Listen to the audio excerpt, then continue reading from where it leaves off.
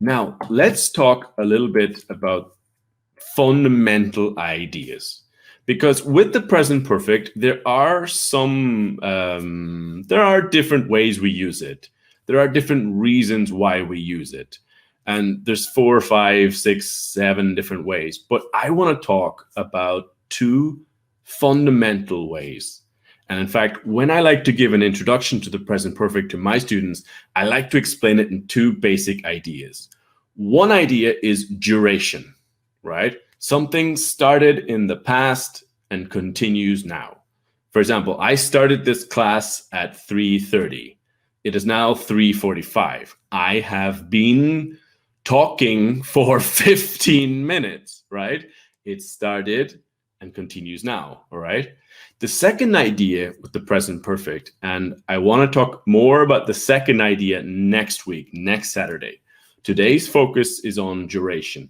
But the second idea is an action or experience in the past, but we don't know when exactly. Okay, let me give you some examples. So this is my town. This is where I am now. If you don't know, I'm Irish. I know my accent is not super Irish, but I am Irish, believe me.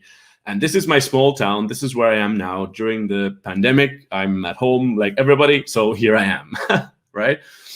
But an action that started in the past and continues now. So I am in Donegal town now, right now. And November 2019, I returned. I was living in Portugal. I lived in Portugal for 1 year. And November 2019, I came home. I returned home to my hometown. And I was just relaxing, enjoying life with my parents. And the pandemic started, and now I'm here.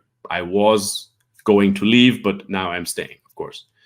But the point is that something started in the past, right? And it continues now. So I have lived in Donegal for 1 year, 2 months, or I have been here for 1 year, 2 months, all right?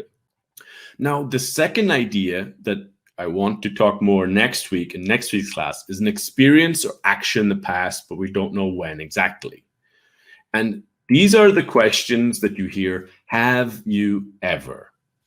Have you ever been to Ireland? Have you ever tried jet skiing? Have you ever tried skiing?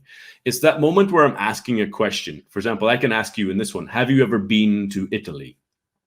Or you can say, I have visited Italy 2 times, or have been to Italy 2 times.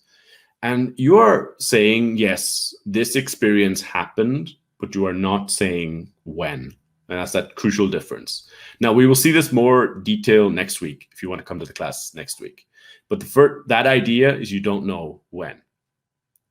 Now, if we have the past simple with questions like did he, did you, or whatever, the important difference is that we say when.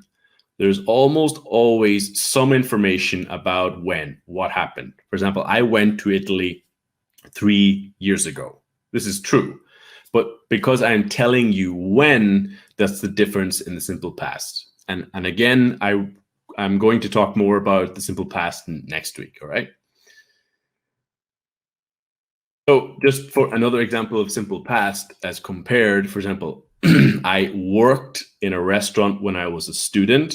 It's the idea I started university in 2014, finished university in 2018, and it's over. But you know clearly when this happened, all right?